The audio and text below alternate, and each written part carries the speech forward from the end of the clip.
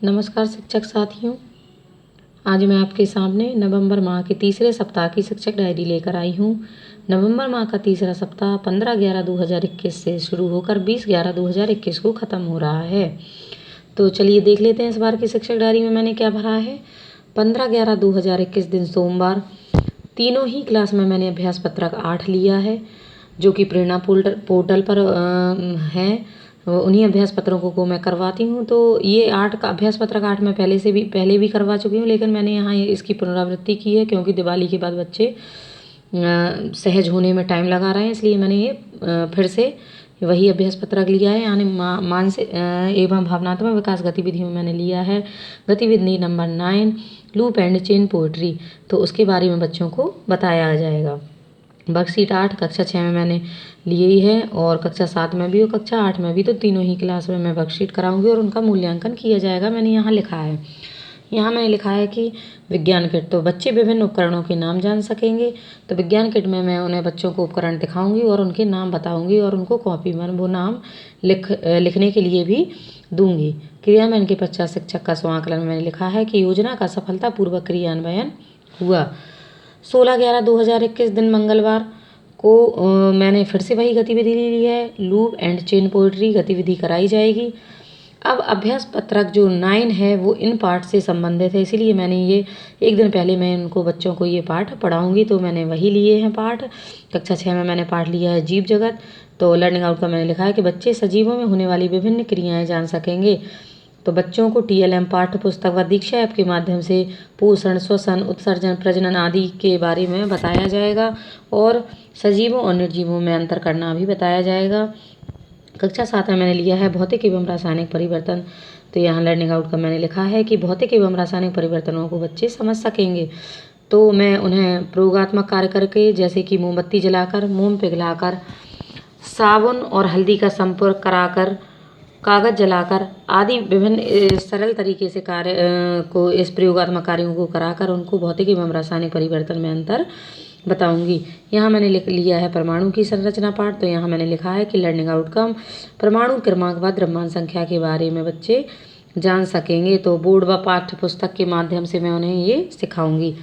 विज्ञान किट के एक दिन पहले मैंने बच्चों को नाम बताए, तो मैं अब उनके बारे में उपयोग भी बताऊंगी कि विभिन्न उपकरणों का क्या उपयोग है, कौन सा उपकरण विज्ञान का किस काम में आता है। तो मैंने यहाँ क्रियान्वयन के पश्चात शिक्षक का स्वांकलन में लिखा है कि प्रयोगात्मक कार्य TLM व गतिविधियों द्वारा पढ़ाना सहायक रहा। चूँकि आप ये गतिविधि पूरे हफ्ते भी करा सकते हो, या आपके बच्चे समझ गए हैं तो 2 दिन 3 दिन जितने दिन चाहें आप कराएं। मैंने यहाँ फिर से वही गतिविधि ली है, लूप एंड चेन पोएट्री गतिविधि नंबर 9। तो 17 तारीख में दिन बुधवार को मैंने अभ्यास पत्रक लिए हैं। यहाँ उपचारात्मक शिक्षण के लिए लिखा है यहाँ लर्निंग आउटकम के अभ्यास गतिविधियाँ। तो वर्कशीट 9 जो कि पाठ जीव जगत से संबंधित है वो कराई जाएगी व उसका मूल्यांकन कराया जाएगा। वर्कशीट 9 भौतिक एवं रासायनिक परिवर्तन कराई जाएगी व उसका मूल्यांकन किया जाएगा। यहाँ वर्कशीट 9 परमाणु की संरचना कराई जाएगी व उसका मूल्यांकन किया जाएगा। यहाँ मैंने लिखा है हेल्पर्स। तो लर्निंग आउटकम मैंने लिखा है कि बच्चे इंग्लिश में हेल्पर्स को जान सकेंगे। तो बच्चों को मिल्कमैन, इलेक्ट्रीशियन, मैसन, गार्डनर, स्वीपर आदि जो हमारे हेल्पर्स हैं उनके बारे में, पेंटर आदि के बारे में बताया जाएगा। उनकी स्पेलिंग बच्चों को लिखाया जाएगी और याद करने के लिए दी जाएगी। क्रियान्वयन के पश्चात शिक्षक का स्वांकलन में मैंने लिखा है कि वर्कशीट द्वारा उपचारात्मक शिक्षण सहायक रहा। दिन बृहस्पतिवार, तारीख 18 को मैंने फिर से वही गतिविधि ली है, लूप एंड चेन पोएट्री। यहाँ मैंने पाठ वही लिए हैं, दूसरा टॉपिक लिया है लेकिन यहाँ तो जीव जगत में मैंने मूसला जड़ तथा अपस्थानिक जड़ों के बारे में बच्चे जान सकेंगे लिखा है। तो मैं परिवेश में पाए जाने वाले विभिन्न पौधों को बच्चों से मंगवाऊंगी और उनकी जड़ें बच्चों को दिखाकर उनमें अंतर करना कि कौन सी मूसला है और कौन सी अपस्थानिक जड़ है उनको समझाऊंगी। इससे बच्चे परिवेश से संबंधित ज्ञान से बहुत जल्दी समझ जाएंगे। तो भौतिक एवं रासायनिक परिवर्तन पाठ में मैंने यहाँ लिखा है कि बच्चे पहचान कर सकेंगे। तो यहाँ लिखा है मैंने कि भौतिक एवं रासायनिक परिवर्तन, कई परिवर्तनों की सूची बनाई जाएगी और उनमें तथ्यों के सहित बताया जाएगा कि कौन सा इनमें से भौतिक है या कौन सा रासायनिक है। तो उनकी पहचान करवाई जाएगी और सूची बनाकर उनसे भी नए परिवर्तनों को लिखने के लिए कहा जाएगा। तो यहाँ मैंने कक्षा 8 में लिखा है परमाणु की संरचना। तो हाइड्रोजन के समस्थानिकों के बारे में बच्चे जान सकेंगे, मैंने लिखा है। तो हाइड्रोजन के समस्थानिक प्रोटियम, ड्यूटेरियम, ट्राइटियम के बारे में बच्चों को बताया जाएगा और समझाया जाएगा। अंग्रेजी में मैंने यहाँ पोएम लिखा है। तो कक्षा 6, 7, 8 तीनों ही क्लास में मैं पोएम बच्चों को कई बार याद करवा चुकी हूँ। तो मैं बार बार वही पुनरावृत्ति कराती रहती हूँ ताकि बच्चे भूले ना। तो मैंने यहाँ वही लिखा है कि student will able to recite the poem.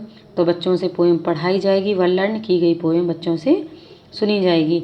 चूँकि मेरे यहाँ संकुल स्तरीय खेलकूद प्रतियोगिता थी इस दिन, तो ये योजना क्रियान्वित नहीं हो सकी, इसलिए मैंने लिखा है यहाँ कि बच्चों संकुल स्तरीय प्रतियोगिता खेलकूद प्रतियोगिताएं बच्चों को प्रतिभाग कराने के कारण योजना का क्रियान्वयन नहीं हो सका। योजना आगामी दिनों में क्रियान्वित की जाएगी।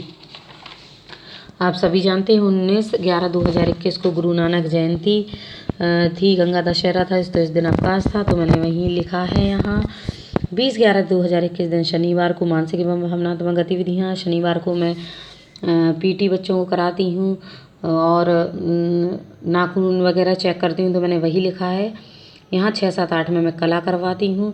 चूँकि ये कार्य योजना मेरी पिछले हफ्ते क्रियान्वित नहीं हो सकी थी, इसलिए मैंने यहाँ ये दोबारा से लिखा है। तो मछली का चित्र, अंगूर की बेल और गणेश जी का चित्र बच्चों को सरल तरीके से बनाना सिखाया जाएगा।